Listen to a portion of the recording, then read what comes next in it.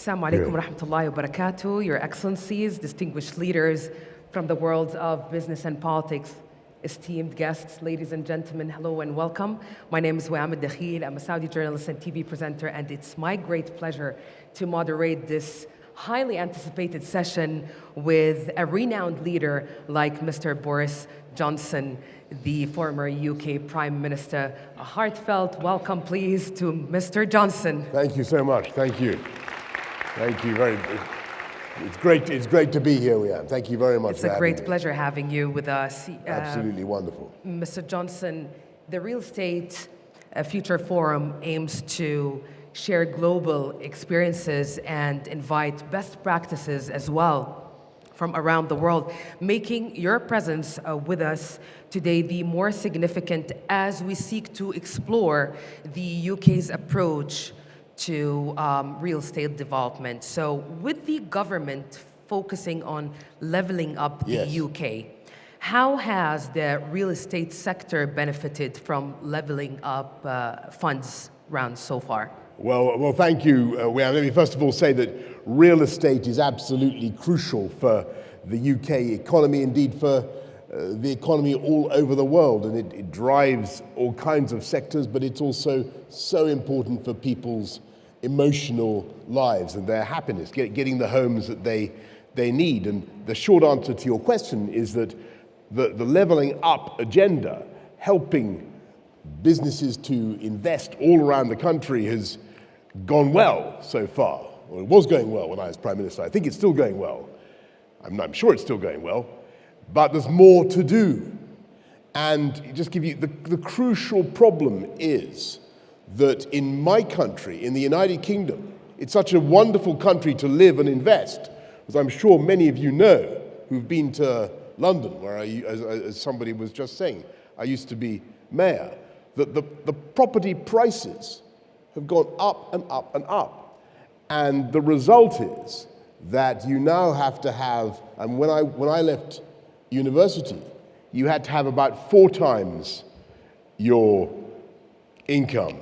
annual income to buy a house, right, or buy a home.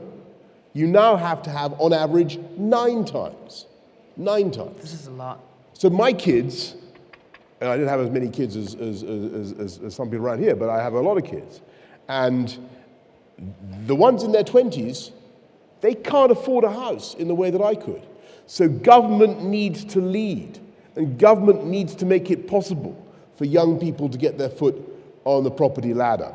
And you can't just leave it to the market to sort out. You've got to put in all the leveling up incentives, and that's what we've been doing. Absolutely, and this will lead me to the question of what do you see as the most pressuring challenge for the UK real estate sector, with escalating property cost, a high demand for rental properties, and the most important, the imperative need to develop a net zero compatible buildings? Yeah, look, I mean, the problem is that it takes too long to build beautiful new housing in the UK.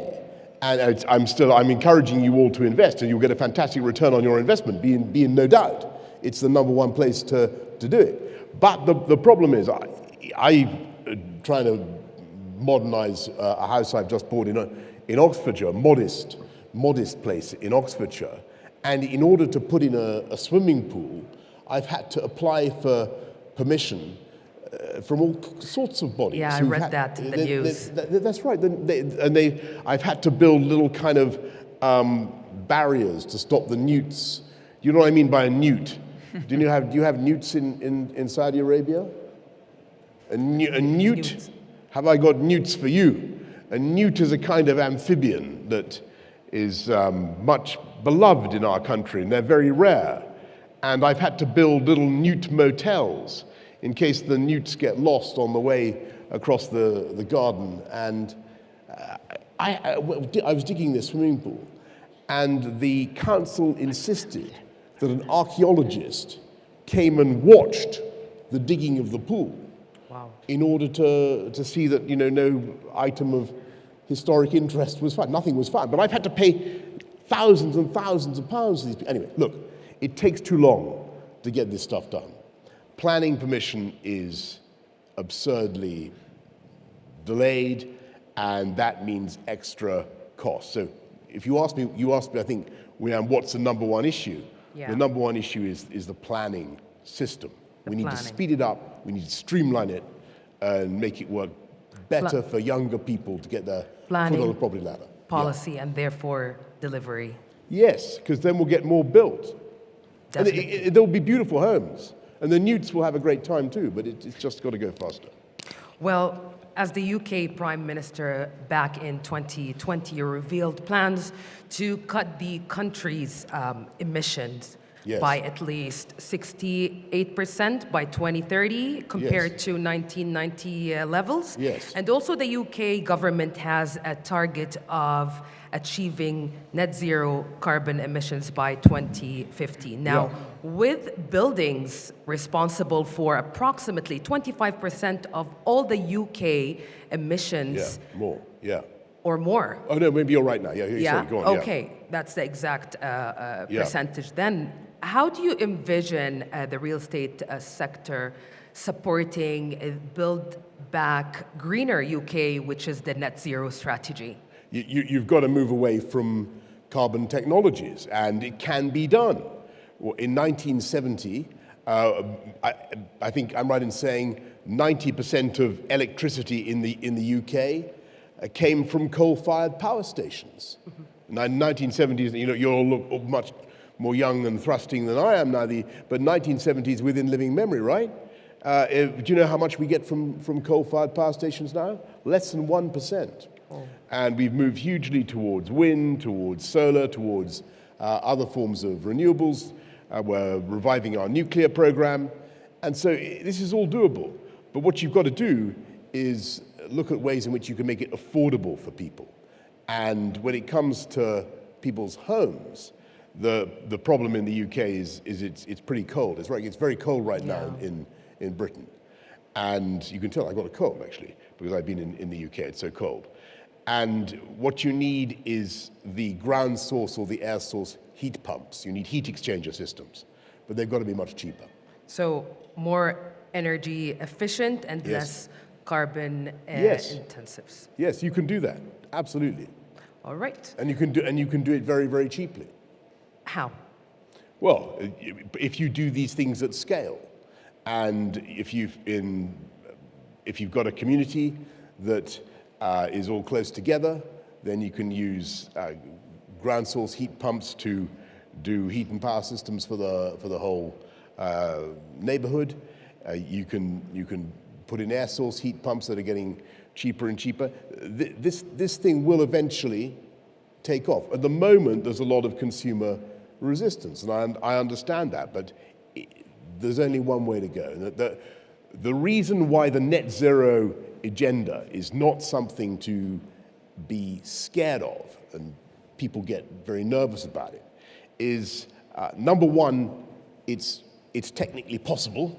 Mm-hmm. It can be done. Yeah. Number two, it generates millions of high-quality, high-wage jobs. Definitely. And so I would urge people to, even though this is the wonderful oil-rich, hydrocarbon-rich kingdom, I know that you're moving in that direction too.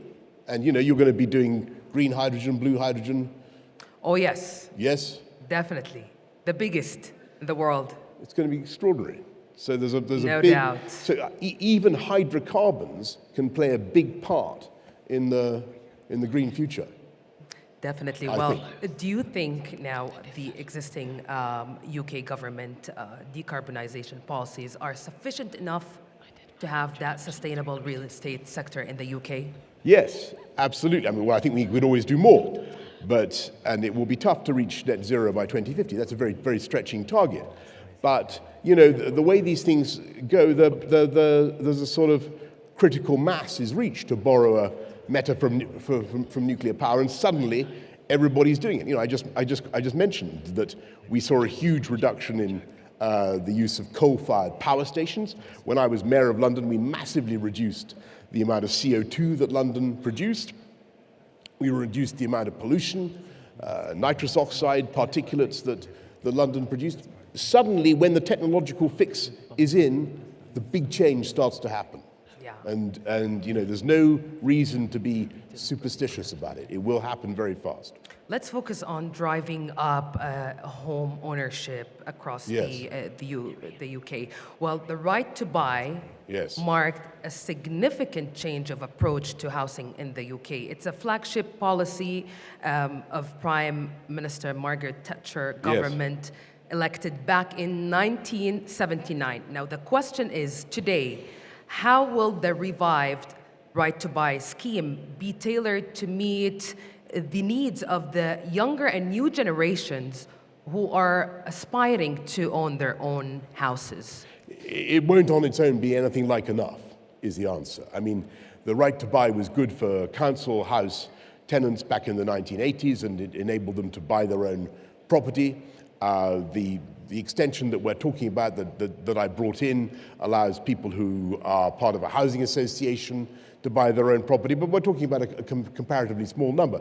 The way to get young people on the property ladder is to make sure you're building enough homes that they can afford, and you've got to help them with the right financial support, the right mortgages to be able to do products. that. Yeah, that's right. They've got to have the 95% mortgage product, maybe even 99% mortgage products to do that.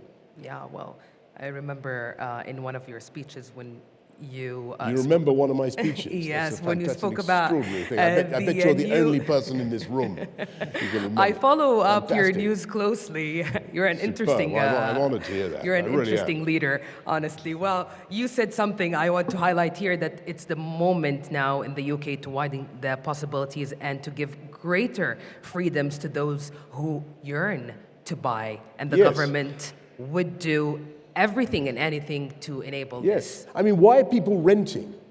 They pay all this money every month in their rent when they could pay that money on a mortgage and actually be the owner of the property. We wonder why young people aren't interested in capitalism as much as they used to be. It's because we don't allow them access to capital in the form of housing. And we've got to fix it.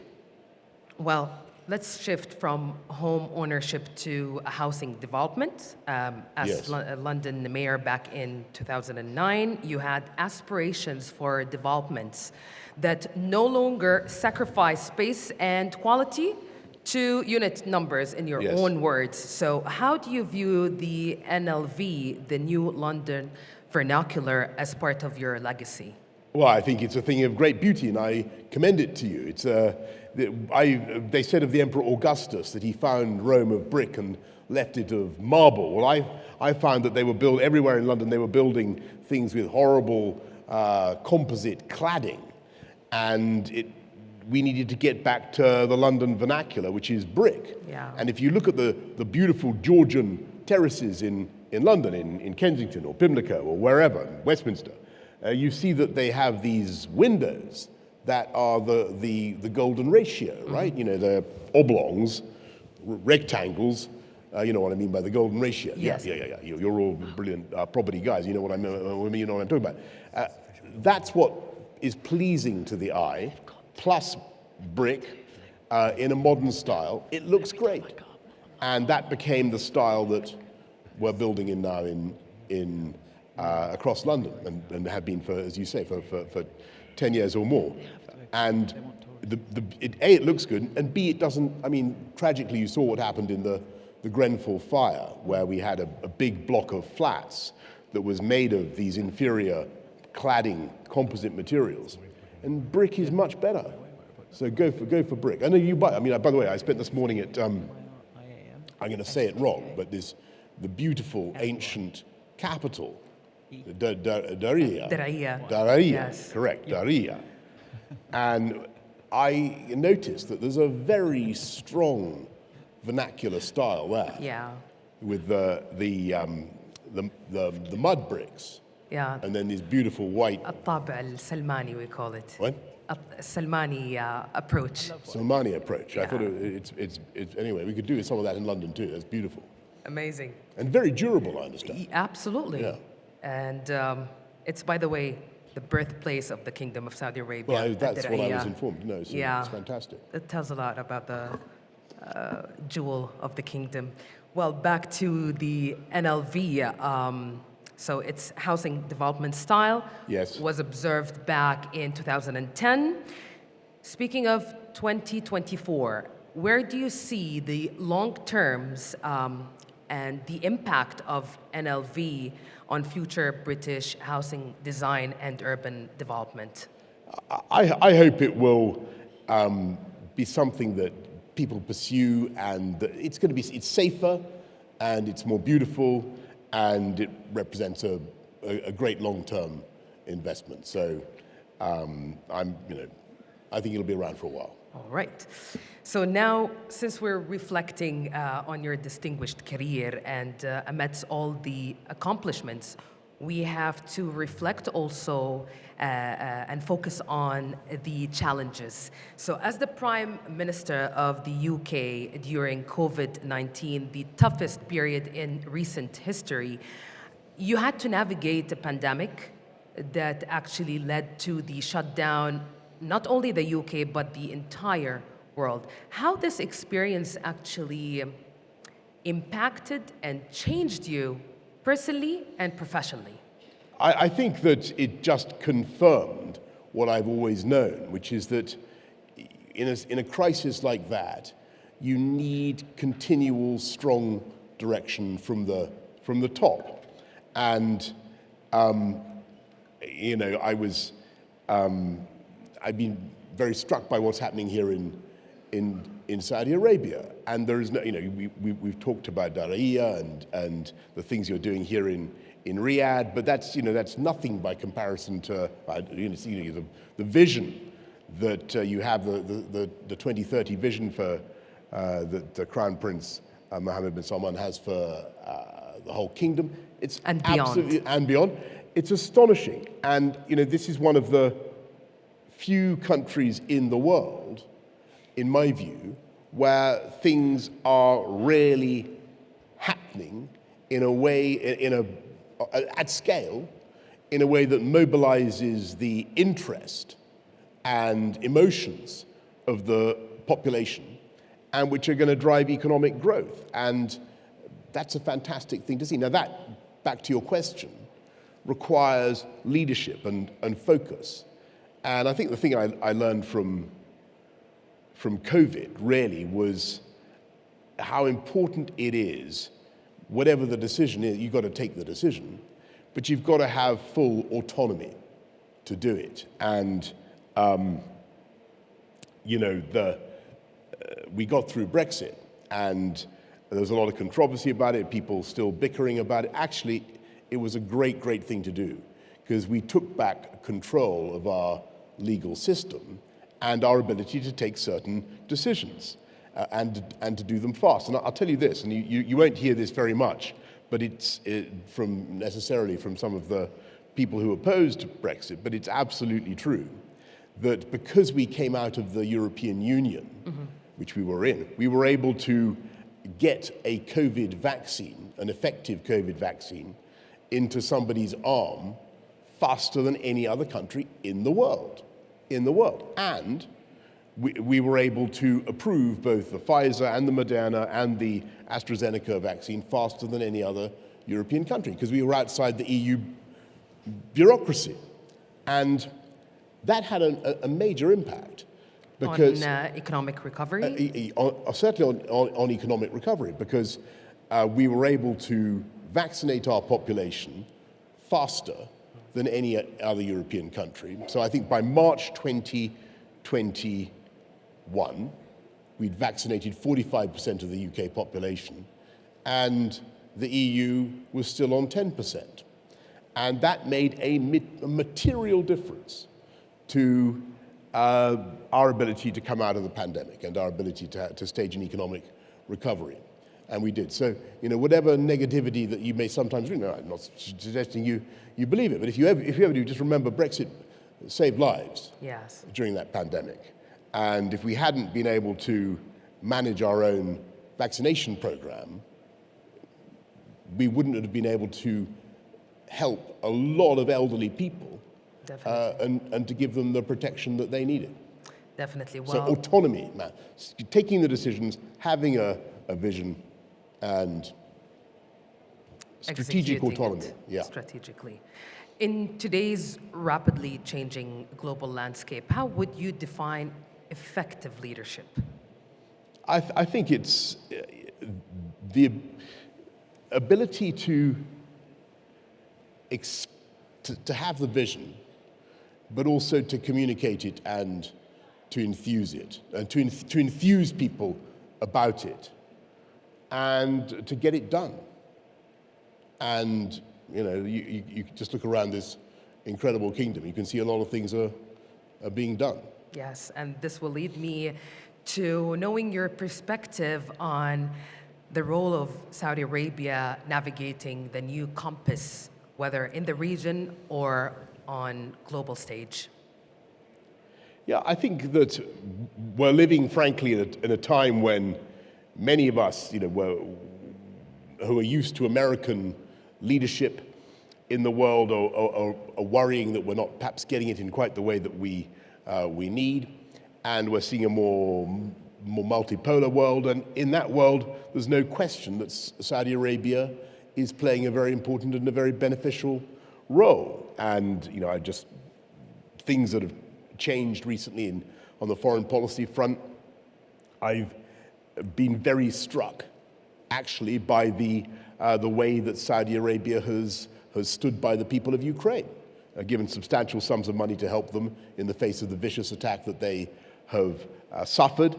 I really commend the government and people of Saudi Arabia for what they're doing there. I think it's been very important that Saudi Arabia has led the way on trying to achieve reconciliation in the Middle East. I think the process of the Abraham Accords discussions has been very far-sighted, and clearly I hope that will all resume if we can put the tragedy of what's been happening in Gaza and Israel behind us and find some solutions there.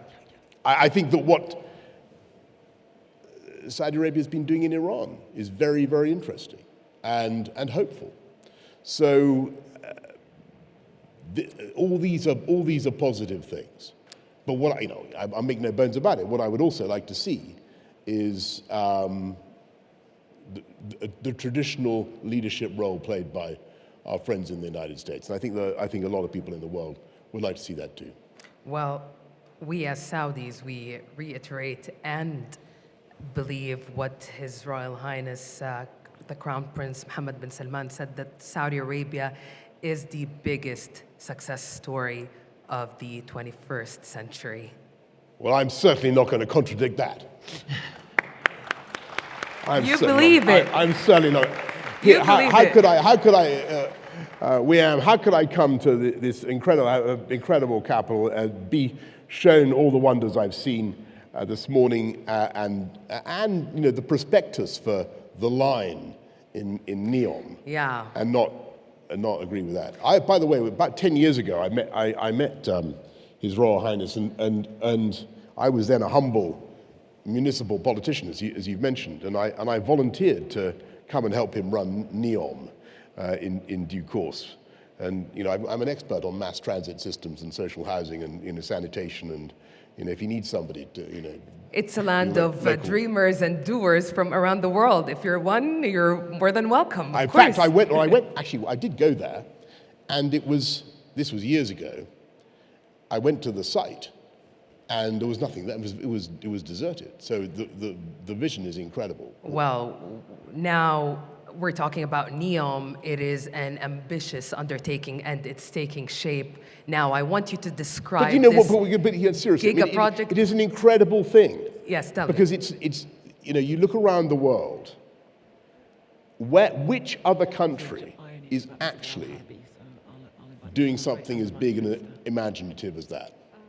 Only in Saudi Arabia. It is true. I don't wish to sound, unnecessarily ingratiating towards my hosts, but it is the case.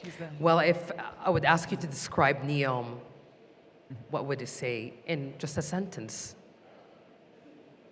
I would say it is a a city that reveals a truth about all human progress, namely that sometimes it can only be achieved by the vision of one individual. That is the, I'm afraid that is the,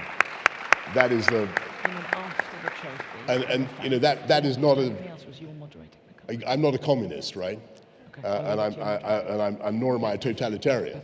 But I really think that when you look at the great cities and great urban visions in the past, historically, from, as I say, from Augustus or from Haussmann's Paris or whatever, it's a single vision makes a huge difference. Definitely. What about Riyadh?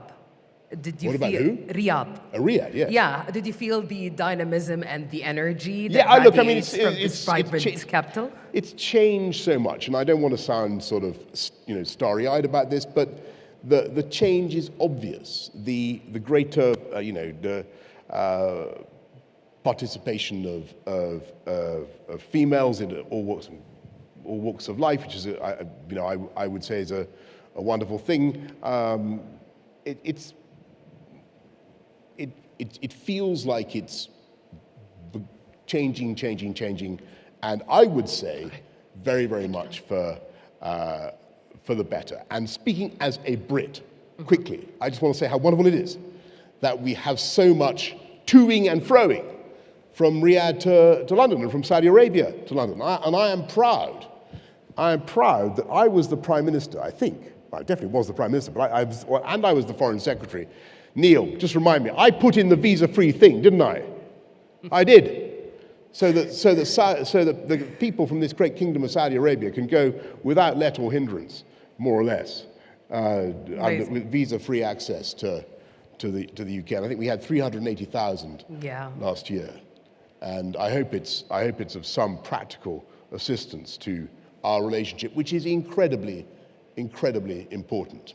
I also want to say, just finally, because I can see that our time is more or less up, I also want to say on behalf of my sons, who, as I say, are finding it tough to get on the property ladder, but we're going to fix that, but how grateful they are for the Saudi investment in Newcastle United, and because they are both inveterate Newcastle fans, and I'm delighted to say that they beat Paris Saint-Germain the other day, much to the pleasure of, I think I'm right to say, I'm not a great expert on football, I hasten to say, but my kids are, and they are grateful for the support for Newcastle. It's a new era. Are you a Newcastle supporter? No, I am Manchester United. Oh, right. Don't get offended. Who owns Manchester United? Who owns Manchester United? I can't remember who owns Manchester United. A big number here. You do. No. Who owns Manchester United? I can't remember who owns it. Well, at last, shall we anticipate your return back here in Saudi Arabia in the near future? You know, be careful what you wish for.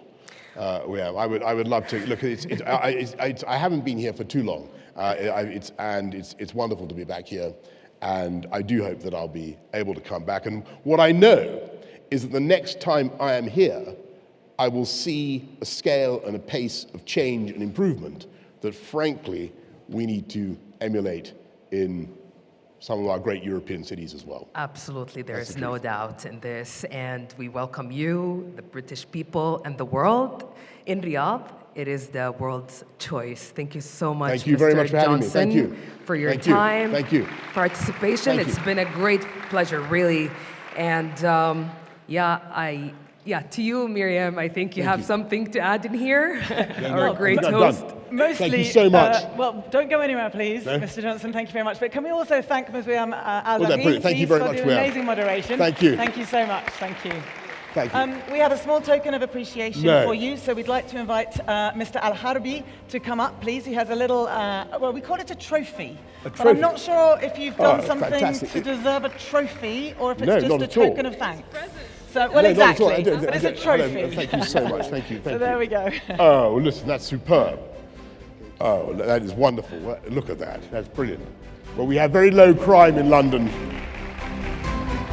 but this is beautiful. Thank you so much. Thank you. Thank you, Future Real Estate Forum. Thank you. Thank you so much. Thank you. So can we please all put our hands together and thank Mr. Boris Johnson for his insights in that session. Thank you so much.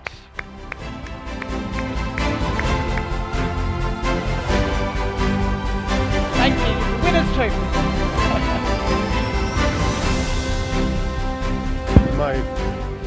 شكرا جزيلا ويام. Thanks Miriam.